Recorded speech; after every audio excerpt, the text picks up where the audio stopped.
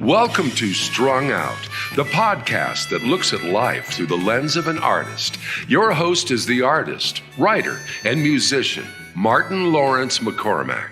Now here's Marty. Hey, welcome back to Strung Out. And we've got Barrett Tasky here. And as always, I'd like to say, if you haven't seen the podcast before with Barrett, please watch it because you get to find out everything about just who he is and what the decisions made and a life's journey on being an independent musician. This follow-up interview is always about the creative end of things. And why don't we jump in with the song, and then we'll start talking about how you are able to create so many different things with so many different vehicles of musical expression. This song is called Uplifting.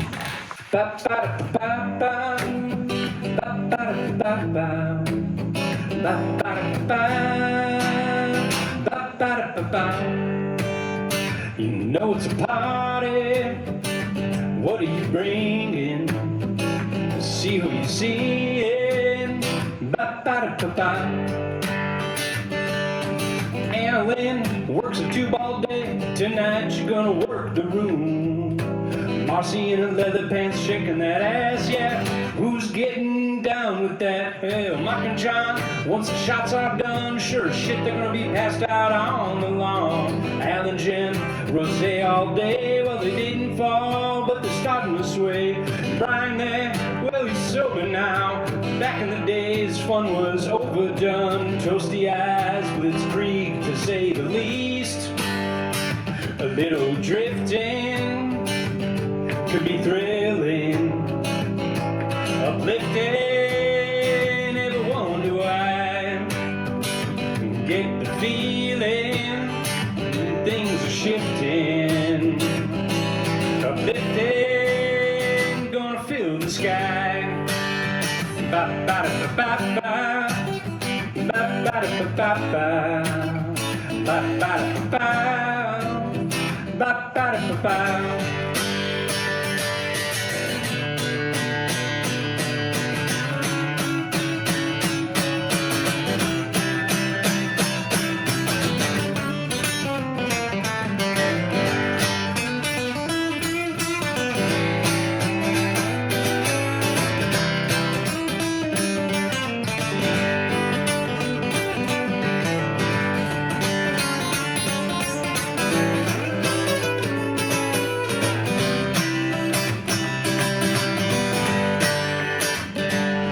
It's a party.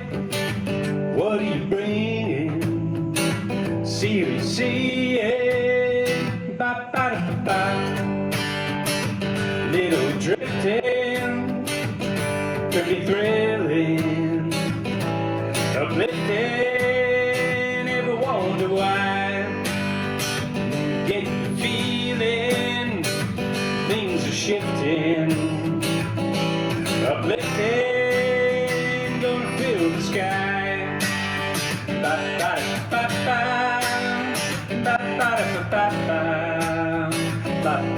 ba ba ba ba ba. Fantastic. Kudos to you, man. First of all, starting off this this interview with a positive, uplifting song, which, you know, my rule is always that I think they're 3 times harder to write those kind of songs than the, you know, my dog, died and broken-hearted, depression, grief, love, dark, yes. So how do you go about that? What is the trick to your trade? Oh man, if there was only one trick. So, Right. having done many collaborative songwriting festivals, having co-written with, at this point, it's got to be hundreds of co-writers. Everyone does it differently, and I am a true believer. It's like a thumbprint. Uh-huh. Each song is written in its own way, and no song should be written that way again. I love that idea. Because otherwise, and there's nothing wrong with it, if you have a formula and it works and you keep grinding it each song is slightly different, but you're starting with the same kind of rules and sandbox and cubes, and yes, you're going to wind up with a different output, I would hope. And there's value in grinding through that. And if you look at someone who writes that way at their first song they wrote with that formula, and then like 10 years later with that formula, you definitely can see the difference. Sure. And they each are unique. I love, much like different instruments and the joy of mixing with different sounds, I like the spastic work of being a different piece of glitter falling for like each song. This particular song, Know What You Write, is one theory, and I find, as discussed in the earlier podcast, you should listen to that, I tend to write existentially or perspective, philosophy, about rising, about overcoming, about shining. I specifically was like, I'm writing a not Barrett song. Okay. I'm writing a song with characters, with people in it. An observation of a party. Yeah. You know. And I was like, everybody loves a party.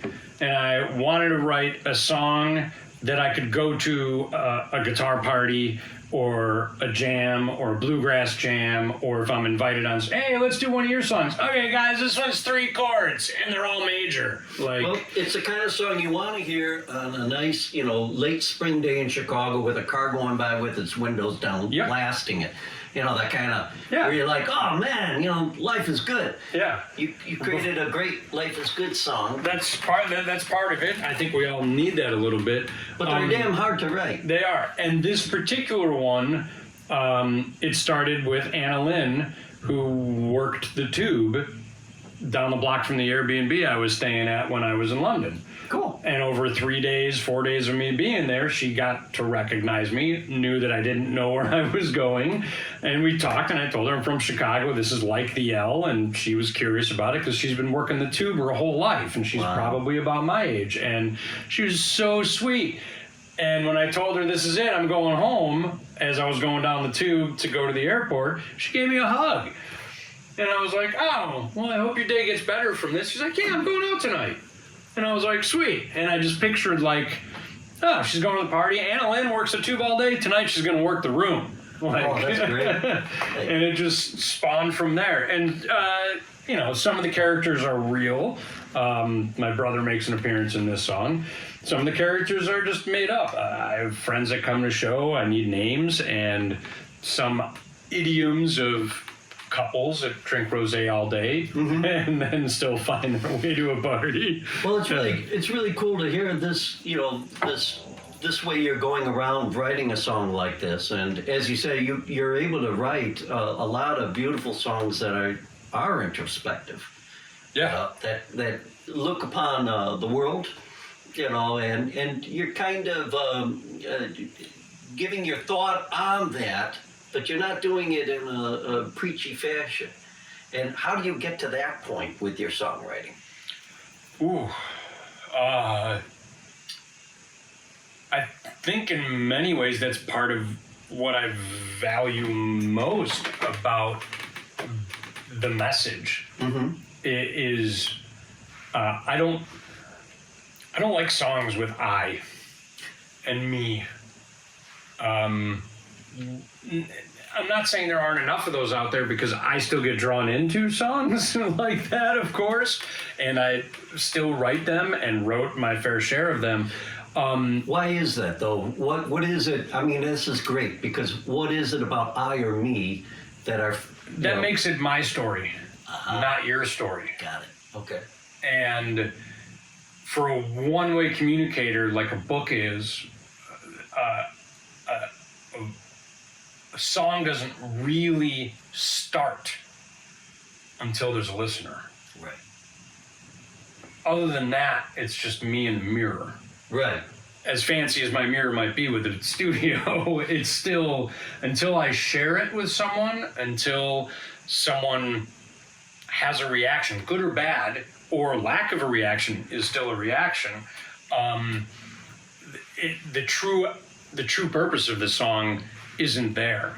And the position I take with those non-preachy perspective crisis songs, question songs, is really with the hope that the listener is touched by them to ask themselves those questions that I'm asking myself in writing that. Yeah, I mean, inserting I immediately changes Removes the song. you. Yeah. Right. Yes. So Yeah. the universality of the song Yeah. is compromised. Avoidance words, kind of. I try when I'm writing to never. I have, but I try not to use the word like. I agree. I'm not a big fan of like. I'm not a big fan of the word just. Just or I always get a little nervous if I hear I don't know. Yeah. Because then why are you telling me? Right. And yet at the same time, there are brilliant songs where it fits. Yes. Absolutely. There's always exceptions to all of those rules. Yeah. But those are little crutches or whatever you want to call it to help you write. Right. And I still use all of those things. Sure. But I also, one of the early techniques I was taught was finish it. Finish the song, then go back and fix it. Right.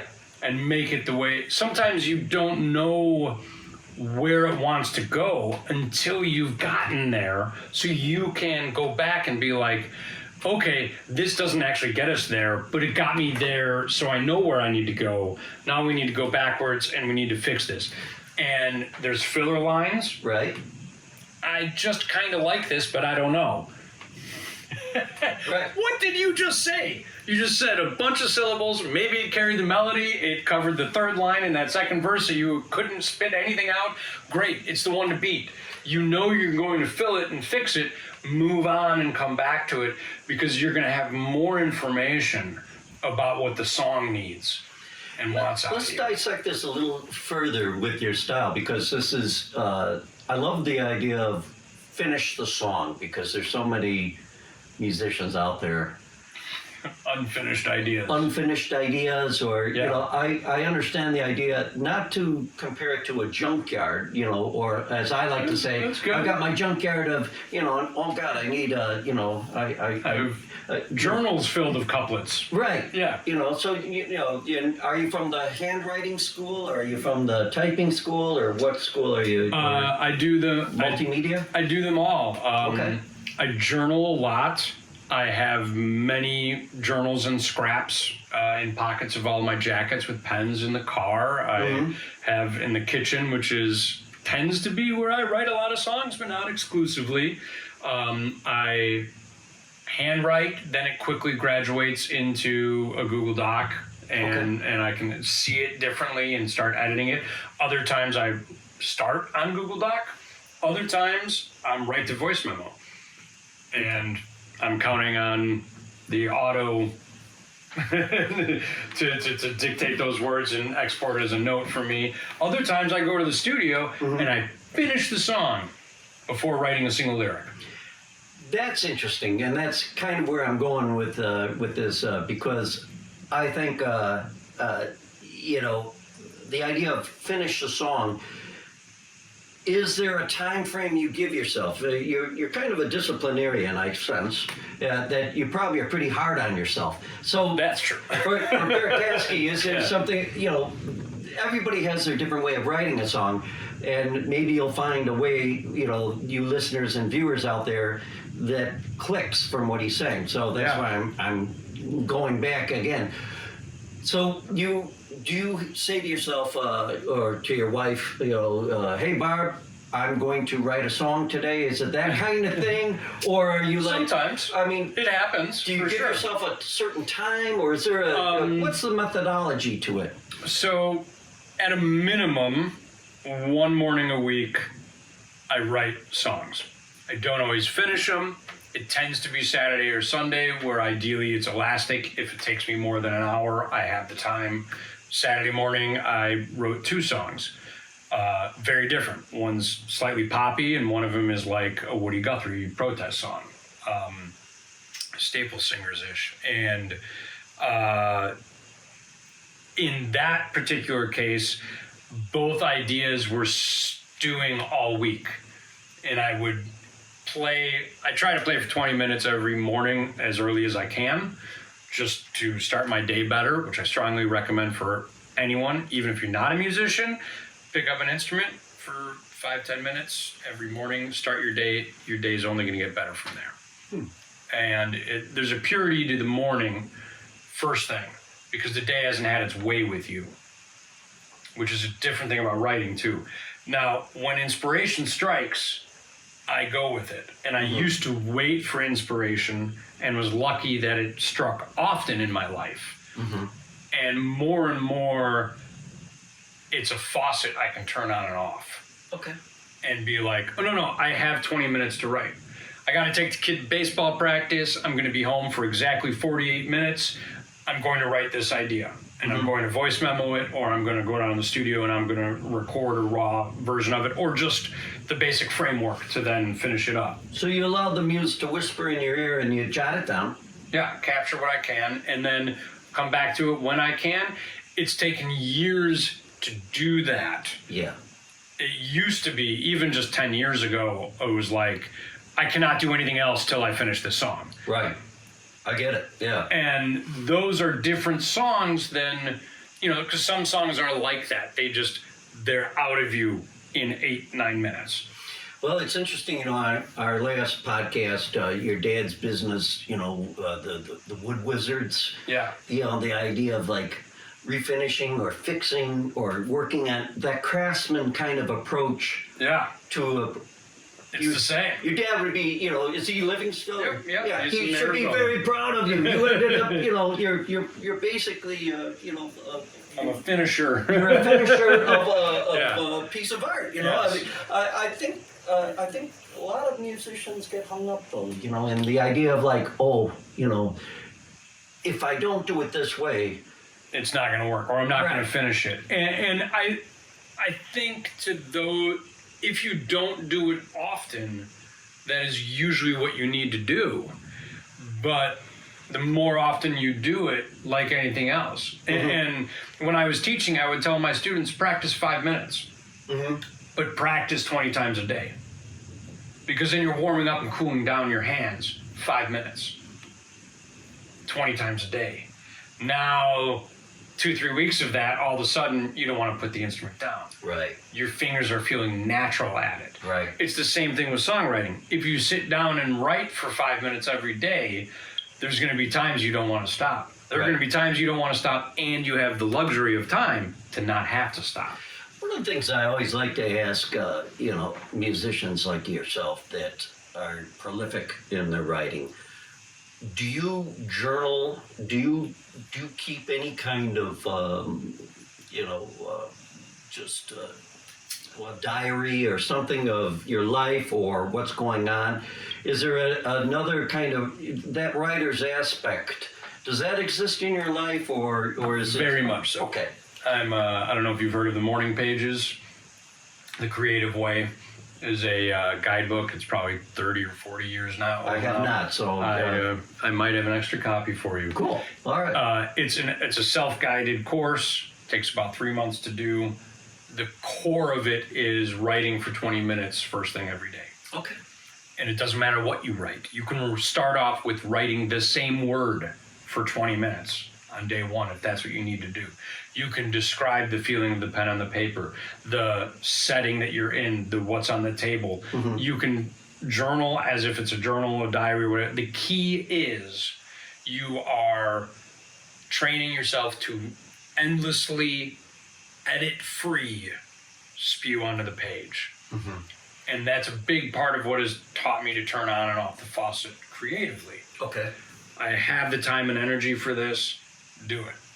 It's really neat because you've conditioned yourself. Then, like I said, the muse whispers in your ear, and you're like, "Okay, I got it." That one's hot. We gotta And then, go. Yeah. boom. But And then- it does go the other way. 2024, I had the nugget of an idea while on vacation, and I caught it on a voice memo, and I came up with a couple of lines as a gift to myself a year later for my birthday. I was like, that was a good idea. I gotta find it. Where was it? Where was I? When was that? As a birthday gift, I said, I'm gonna finish that song. How cool. And it took me a month to grind it and work it, and it became a great song because I let it simmer. And I didn't just like blow it all on inspiration and then take it to the band or studio it out to give it some legs so I could learn what I needed to learn about the song to breathe and how it wants to exist, which is a whole different aspect of songwriting, because then sometimes you got to go back and edit it. You got to go back and make changes. What do those lyrics mean? What is that about? Like, yeah. Well, and the Barrett of a year ago, so different from the Barrett, a year later coming up and saying, hey, Barrett of a year ago, you had a good idea. What was it about that particular song you're like, you know what, this would make a great birthday gift for myself? I think that's really, really cool. I love it. Well, part of it was a deadline. Okay. Was like, and I thought about it. My birthday's in May. It was like early April. I was like, I'm gonna give myself a gift of a song this year, and I want to make sure it's a good one. I'll write bad songs. It's so important to write bad songs. Write bad songs. Write thousands of bad songs, because then when you just start one that's better than bad, you know it. When you get great advice. I hope you're all taking notes. I'm telling you, I'm going to try to get this guy to become a professor at Columbia, because you should be teaching this stuff. You and Ted Camp out of LA. I mean, you guys are going to have to. You guys got a business, Ted. If you're listening and watching, well, let's do it, man. Let's do it. Yeah. We can get you guys together. I think the idea of giving yourself a deadline, I'm so glad you brought that up, because I think that is kind of the magical. You know who taught me that? Paul McCartney. Oh, okay. He would write a song. He would purposely go to pick up his kid early, sit in the car with a ukulele, and be like, I have 20 minutes to write a song before the kid gets in the car. Wow. See, that's great stuff. Be like, even if you didn't finish the song, we all know once you get a song far enough, I call it, the song will write itself. Mm-hmm. You just have to do the work still. You got to follow it through. Sometimes that's where you need a second opinion. You need a collaborator. Sometimes you just need a year away from the idea. But whatever it is, you get a song to a certain point and it snowballs. Mm-hmm. To me, that's what I have found, and if you listen to the song, it will tell you. I think the time capsule kind of aspect of that, is really cool. Just a year later coming back to something, and I guess we do give ourselves time capsules just because life gets in the way. But having that discipline, I think, is the most important thing of the sacred deadline. Yeah. Whatever it is. I mean, it's artificial for the most part, unless you're going to go and give a show and present all those 6 new songs you told everybody you're going to write. Right? Are you the kind of guy that you'll be all of a sudden you'll have the music and no lyrics? Are you the kind of person? Sure. Yeah, talk about that, because so many people, you have 2 camps, right? You have those people that are like, hey, music first, and, So, with my hyper-aware classical jazz roots skewed through psychedelia, jam band, world music, rolling into Americana, Appalachian, Irish reels, that I've always been kind of chord based, and I've always been fascinated how the same chords can be used with so many different melodies, so many different songs. And I used to be chord based. Mm-hmm. Let's write something interesting. Let's make a chorus that is diminished chords. Right. Let's find a way to make that work. Let's be smart about it. Some math, but let's not lose sight of the emotional attachment. And I feel like the chords were the backdrop, the wallpaper, the mood, the scene, that was being painted. When you put the chords through different instruments, through different tones, different settings, then it really refines it. And then I would paint the picture lyrically or melodically. Now I have a whole separate project called Basement Wanderings. I go down to the studio with no preconceived notion, and I play whatever instrument calls me. I hit record and I start playing. And I will record 3 to 10 minutes. And then I sit down with producer ears and I'll edit that together into something, into a musical statement. And then I start to back it up. Okay. Bass or keys or horns or guitars or drums or percussion or vocal pads or whatever synthy stuff or, you know, fake sounding, you know, 808 stuff, whatever scene starts to be painted with that. Okay. And I get to I get to explore so many different hard rock, world music, psychedelic jazz, free jazz, classical sounding etude stuff. I get to play with everything from the way a classical guitar sounds with the Rhodes to the way 3 fuzzed out guitars layer like, you know, Brian May does. Like I get to be the producer and the musician with no preconceived notion of why. It's just scratch the itch of playing. Okay. And I like recording. That. Yeah. And wind up with an instrumental track. I'm releasing one. Well, by the time this comes out, it'll be out. And I've got, I don't know, a lot of them that I'm going to slowly be doling out. And like, they're just music scenes. Many of them become strong enough that I then put in headphones and sit down at the kitchen table at the computer and type out lyrics. Or with a notepad. But that's a really intense process of getting the music, you know. At that point, the music is basically done. Yeah. And there's no melody. I mean, that's... It's for so many people, it's a backwards way of thinking instead of ba ba da ba ba ba. Oh, that's fun to sing. How does the next line go? Right. Ba ba da ba ba ba. Like, yeah. I think it's important that we're talking about this because there's a lot of people out there that you know, they're nervous about writing. They're nervous about putting their emotions or thoughts on paper. And so the natural thing to gravitate toward is the idea of, well, let me at least get the, you know, the structure in. Right. I can do that, you know. Which can be good because, like with the deadline, it gives you the frame. Right. You have to write to this. And so many times when I'm writing, I'll get lost in the progression and start soloing and playing, and I have to stop myself being like, oh yeah, the music's the easy part. What's this song actually gonna say? Pick up the pen again.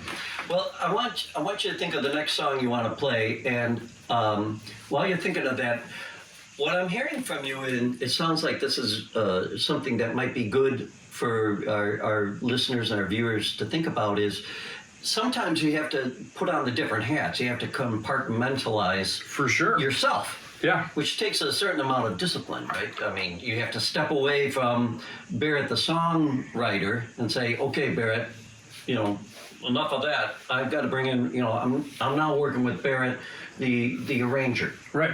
You know, and it's weird to think about that. And even as you're writing within it,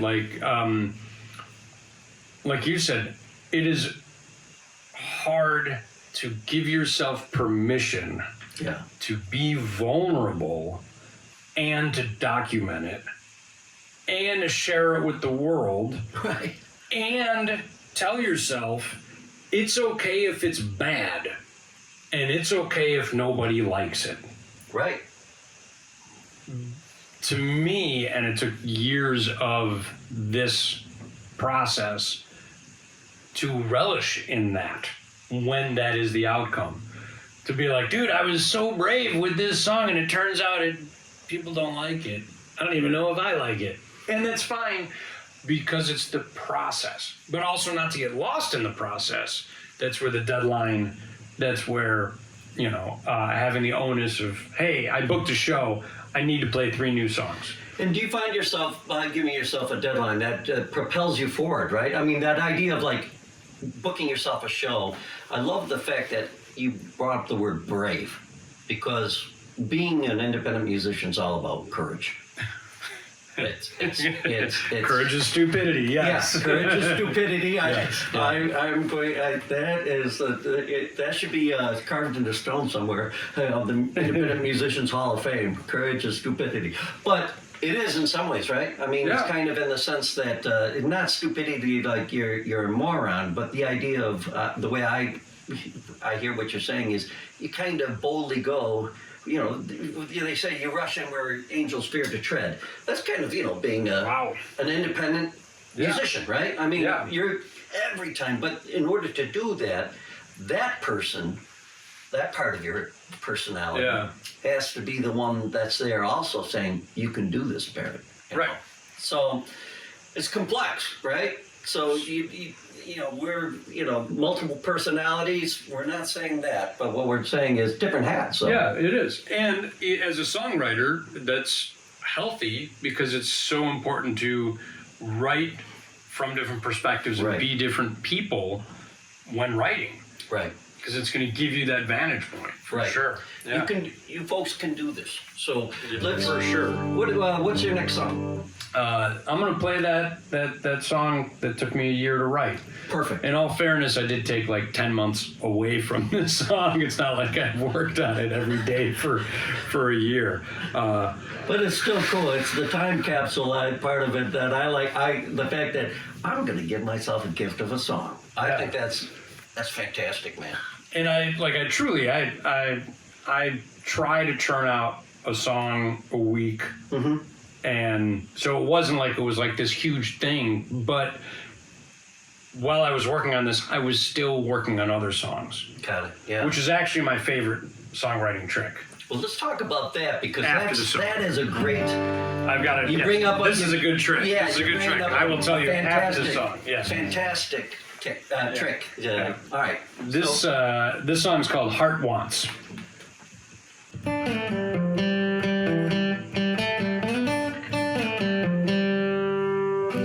Heart wants what the heart wants, and you got all the love, even though you lost and you find with time things can be fine, and you find with time things are fine.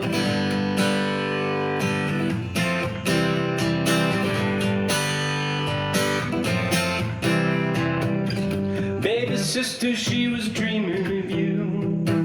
Her heart was yours, yeah, pure and true. And even when you're headed somewhere else, you find yourself dreaming of her. Deep inside you find it's true. And what you built up started tumbling down. And when you see her, your feet never touch the ground. She is the puzzle, you are the piece that you found. You always wander around. Her heart wants what her heart wants, and you got all the love, even though you lost and you find with time things can be fine, and you find with time things are fine.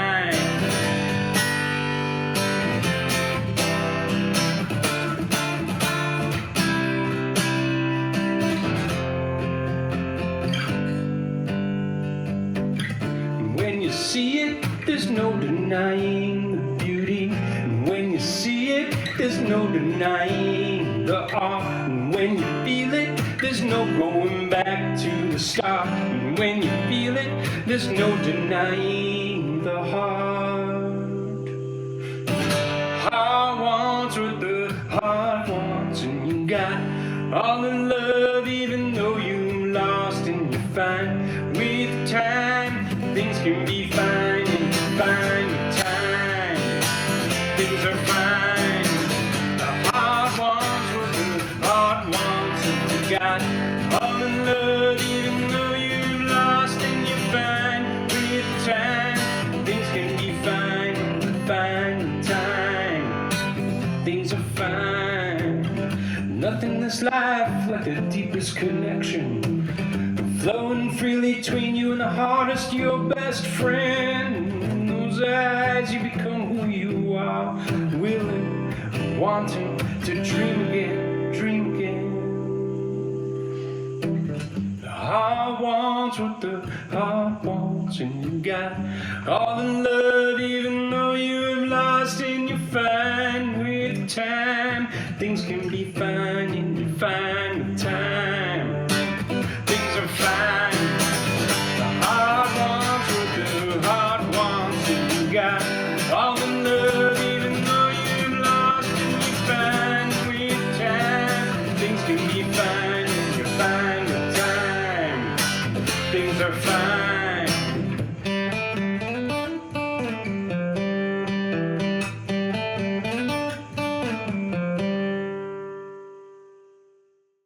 Wow, another good, powerful message, and just another positive song. We're going to take a little break, and we're going to come back and get some more wisdom from Barrett Tasky and advice. It's that part of the podcast where all the free advice is dispensed. So you're on Strung Out. Strung out. Spotify, Pandora, Apple Music, Alexa.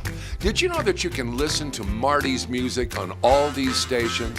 All you have to do is enter Martin Lawrence McCormack in the search. Subscribe, like, and listen. We're back, and what a cool gift to give yourself. First of all, it's one of those songs in which you're kind of saying, keep in the fight, man.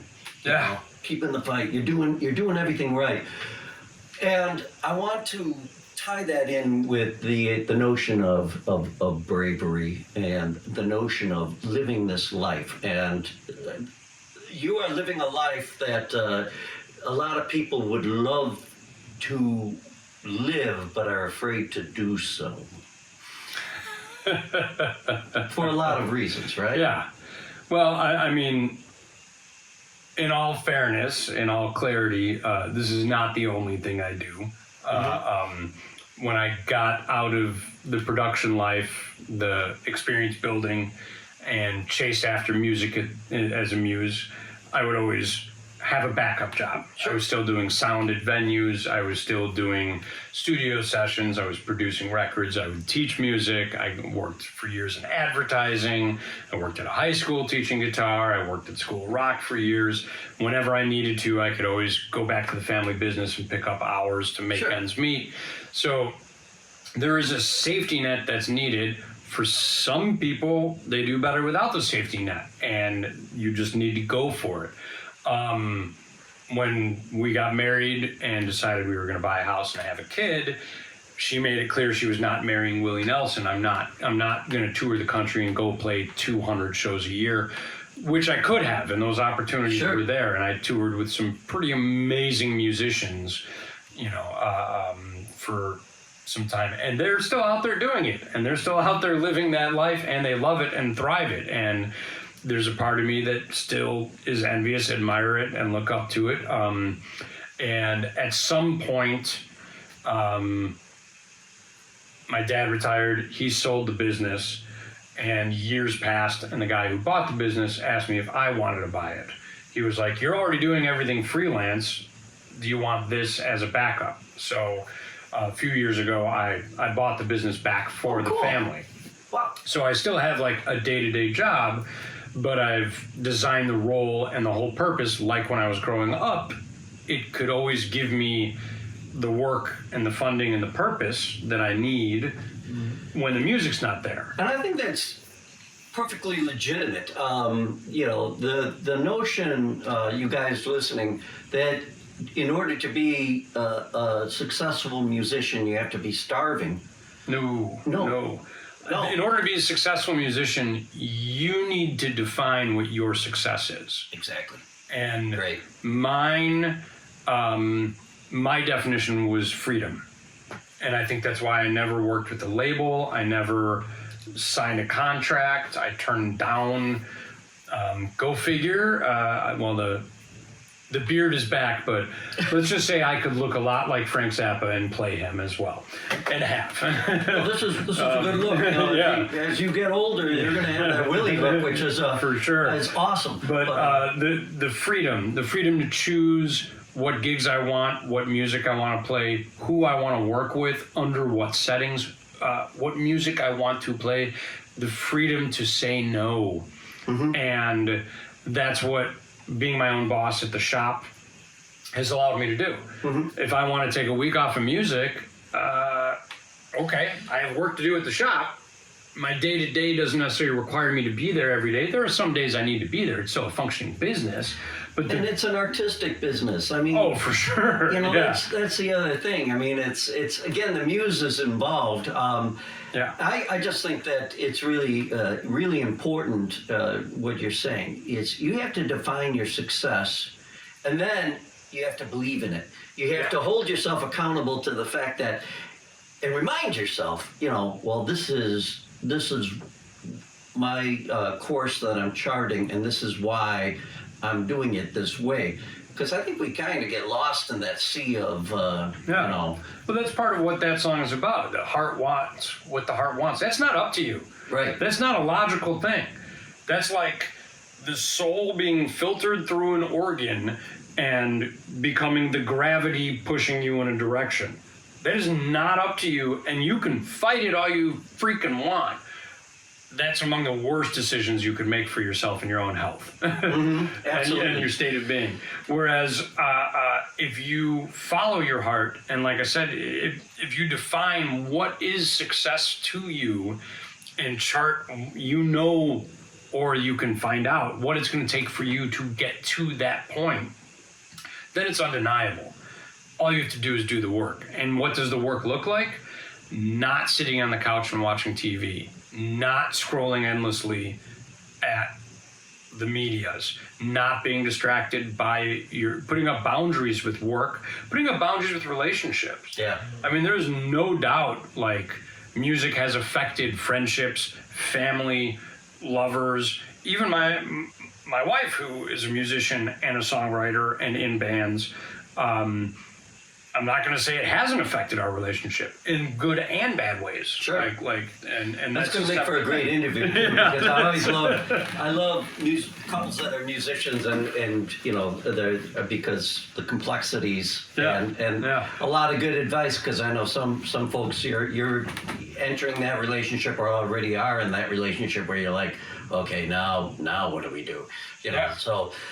And communicating it. And that's what we are as songwriters. We're communicating our experience, our interpretation of a experience, of someone else's experience, and we're trying to give someone a feeling they lack or a feeling they need or are familiar with, something you've never felt before or something you want to feel, or both at once. You want it accessible in a way that it's familiar, but you also want it fresh and new.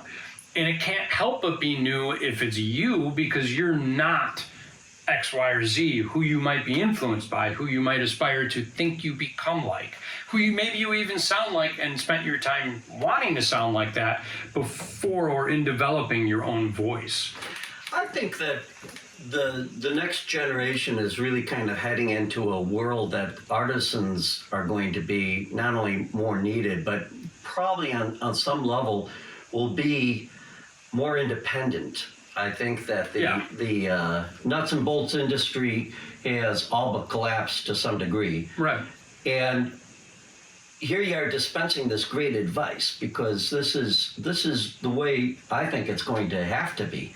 You know, because we don't have, when I say, like, get rid of the safety net is going into, you know, indentured servitude. Right. Right. In some regard. Right? With a label. And there are magic balances out there. You know, and exceptions to the you rule. don't have to just get in bed with someone. You could just, like, cuddle on the couch. You could just go for a drink with a label or a distribution, you know, deal or whatever. There are ways around it, but that would be worth the price of going to your songwriting camp. Yeah. Just cuddle on the couch. Speaking of songwriting, I did want to go back to my trick. Yes, thank you. And this was something I discovered by accident, and I don't know if I invented it, and it's not by any means the only way, but it is, for me personally, I have found it to be the best, is to be writing 2 or 3 songs at the same time. And in a perfect world, one of them's almost done, one of them is on that like precipice of where it's almost writing itself, and the other one is a nugget of an idea that's looking for development. And you're going to find they're either going to be the same song or similar in ideas or musical scenery, in which case are you going to be able to extract them and make them into one really strong idea, or the way I tend to do it, they're completely different from each other. One's a 6/8 drinking song, one's a dirge, down and out, depressing song, and one is a love and happiness song. Cool. You know, and it starts to become almost like a production line, that when you hit a block, a wall on one song, instead of zooming out and changing what you're doing, going to read a book, going to watch a show or make dinner or whatever it is, just switch to the next song. And it's a whole different perspective. You're now painting a different scene. Right. You now have different lyric idioms that you're toying with, different rhythm themes, different rhyming schemes, different just yin and yang. And like one of them might be your red period and one of them is your blue period. So to get to bounce between them keeps you in the creative frame while keeping you moving forward in both avenues. And the beauty of that is, I always call it like you're advancing an army. Yeah. So you're moving, the different little forces, but it's an army. So at the end of the day, you have that opportunity to say, this could be an album. I'm still a big believer in albums. That's just my age. And but I like that idea that, this is bogged down, so I'm going to move these forces a little forward. But you do come up with something that kind of coalesces into a complete... A scene. A scene of where you're at in your life, and sometimes it's the opposite. Right. This one is really jagged and edgy, and this one is all soft and rounded. But sometimes they still might complement each other. Yeah. Others of them, like, this was, I don't know, it's going to sit on the shelf for a while, and the rest move on. And for me, and I think some of it, I hadn't thought about it in a long time, like refinishing a dining table. You can't really do it in a day. No. It's you have really to know what you're doing. Yeah. With even with 20,000 hours, I would have to dedicate the entire day, and I might be able to do it and have a good output. Right. So if I woke up in the morning and wrote a song, by the end of the day, could I have the entire thing recorded, mixed, and mastered? Well, I've got 20,000 hours. I probably could. Within reason, it depends on the song. Right. Some songs I need other players. Some songs I have to sit and practice the sax part for hours so I can actually perform it in a way that, as a producer, I can still fix it. Yeah. And make it sound good. Can you do it? Yes. If you're going to, and limitations can be good. But to see the production line of like, here's a musical idea or a lyrical idea, and then it grows into, this is more of a song idea. Okay, this is a song kind of forming. This is a song formed. Now we're going to demo it or bring it into the studio, and now we're going to really identify it with its uniqueness.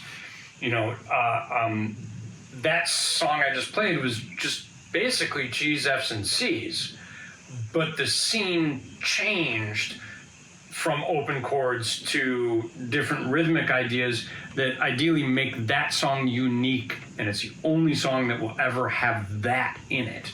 Or certainly that I will consciously create, because anytime I come close, I'm going to be like, no, I used that trick already. And that's where the joy comes from, kind of, those little discoveries or surprises. Yeah. When you're writing and crafting a song like that, and you're like, if I do this, and you're like, and it won't, like you said, the thumbprint idea, no other song will be the same. And that's something to take a lot of as joy. Joy is probably at the end of the day the word you want to attain, right? And a state of joy from doing our craft. I want to thank you. I want to thank you for your honesty. I want to thank you for your optimism. And I want to thank you for your inspiration, because I think anybody that's sitting and watching or listening to this, especially those of you who I think are out there that are thinking, should I do this? Yes. You're going to come away saying, I answer. can do it, I can do it. It's and give yourself the permission to do it is one of the things that the reoccurring underlying thing on both podcasts is you can do it, give yourself permission, be brave enough for yourself, The heart wants what the heart wants, right? Yeah. So that's exactly it. And I look forward, we're going to have a podcast with his better half coming down the pike. Yes. And I'm looking forward to that. And again, thank you so much. And Thank you, man. Play us out, brother. All right. What do you got? Well, this was written years ago, and it pairs well with the last one. I was asked by a advertising person, as a musician, what's your artist statement? And I was like, whoa, those are not concepts I've ever put together. Yeah. And he was like, well, here's a shot and a beer. I'm going to go to the bathroom. When I get back, I want to hear it. Oh, interesting. And I was like, what? And like in advertising, it's all about boom, boom, boom. Like 3 words, just do it. Your elevator pitch, yeah, right? Exactly. Is that what they call Exactly. it? And he's like, what's the answer? And I said, shine. And he was like, that's great. I was like, but that's what it is. I want to shine at every opportunity that I have a listener's ear, that someone gives me the grace of their time and attention. I want to shine. Awesome. When someone asks me to play with them, I want to shine in my own right, but more importantly, help them to elevate as a leader if need be, or as a team player if need be. So this song is called Heart Shine.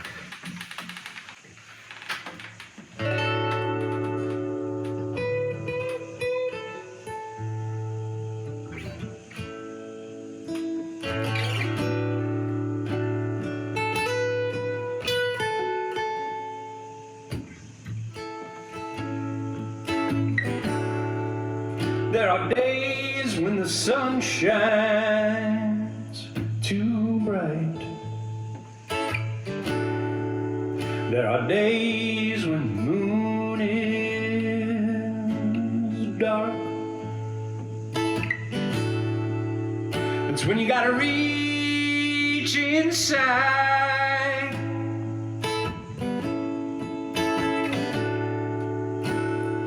Let your heart shine. God, let your heart shine. Let it shine all the time. God, let your heart shine. Let it shine all the time.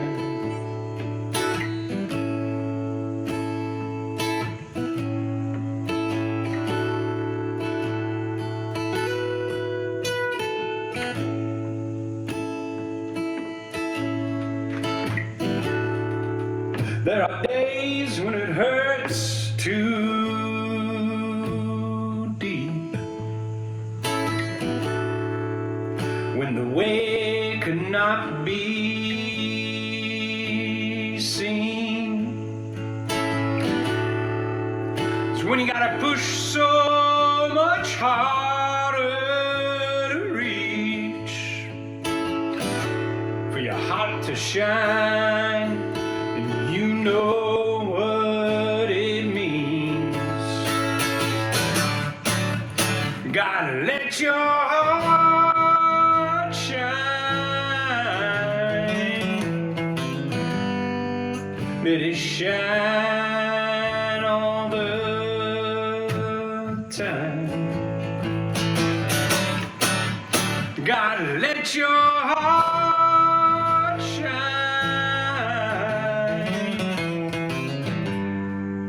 Let it shine all the time.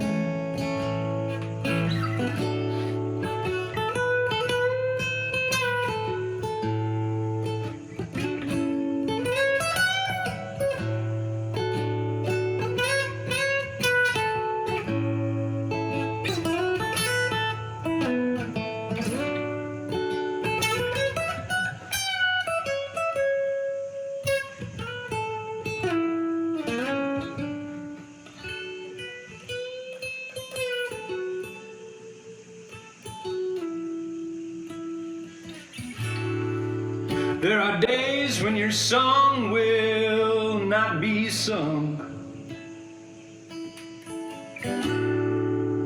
when your words will go unheard. That's when your rhythm and melody is what we all need. It's about time we hear your heart sing. God, let your heart shine.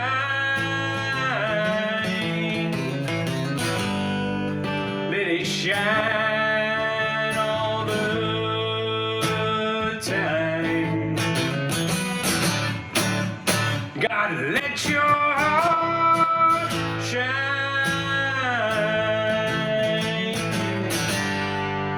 Let it shine all the time.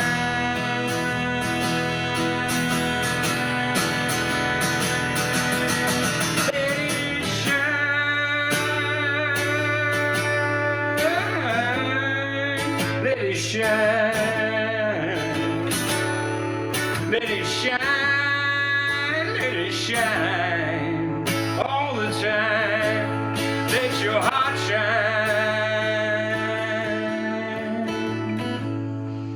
Let it shine.